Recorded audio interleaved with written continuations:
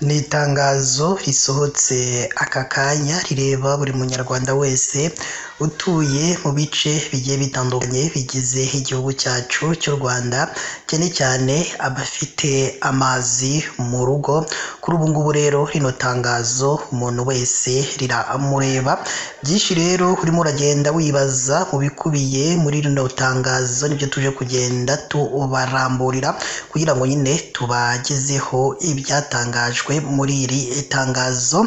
Reka rero dutangire tubabwire ibikubiye muri rino tangazo, aho kuri ubu ngubu ubuyobozi bw'ikigo cy'igihugu gishinzwe amazi, isuku n'isukura WASAC Group bwatangaje ko bwakajije ibihano ku bantu bafite amazi mu ngo batinda kwishyura fagitire y'amazi, aho bamwe bazajya bakupirwa. WASAC ivuga ko 50% by'abafatabuguzi bayo aribo bishyurira ku gihe, abandi bakishyura bitinze cyangwa bakirenza ukwezi batarishyura. Umuyobozi mukuru wa sosiyete ishinzwe gukwirakwiza amazi, isuku n'isukura WASAC Insurity muri WASAC Group, Umuhumuza Gisele bigarutse kuri uyu wa gatanu tariki ya 13 Kamena 2025 mu kiganiro yagiranye n'itangazamakuru, aho yavuze ko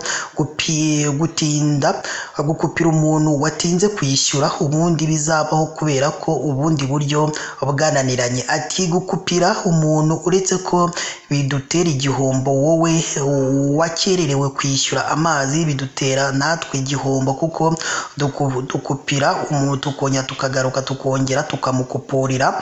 Uwo muyobozi kandi yumvikanishije ko izo ngamba n'ibihano ku batinda kwishyura amazi bakoresheje bijyana n'intego rero leta y'u Rwanda yihaye yo kwihutisha uburyo bwo gukwirakwiza amazi meza mu ngo z'abaturage. Yunzemo ati muri iyi myaka 5 iri imbere kugeza mu 2029 tugomba kuva kuri 20% by'abaturage bafite amazi mu ngo zabo tukagera nibura kuri 50% kugira ngo ibyo bishoboke.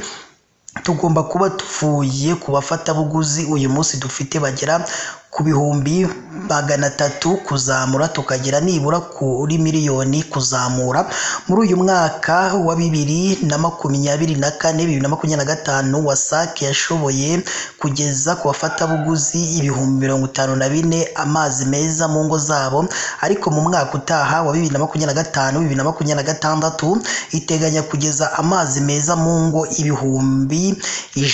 Ati abantu batwishyurira ku gihe ku kwezi bari hagati ya 45 ndetse na 50%. Ni ukuvuga ko 50% barenza ya minsi 15 twateganyije yo kwishyura bakageza no mu kundi kwezi. Umuhumuza akomeza avuga ko muri iki gihe hashyizwemo imbaraga zo kwibutsa abantu kwishyura amazi ku gihe, ariko mu gihe batabikoze bahabwe ibindi bihano byabateganyijwe. Ati no gukoresha ikoranabuhanga tukagera no kuri email yawe no kuri telefone tukwibutsa tuti nyabona dore twakugejejeho fagitire twishyure. Hari ibiganiro turimo n'urwego rw'igihugu rw'igenzuramikorere RURA ku buryo tukwibutsa iminsi 30 ubundi n'iminsi 15 yo kuba warangije kwishyura, ariko twavuze duti reka twihangane nibura nubona iyo fagitire ubyishyurire rimwe. Yashimangiye ko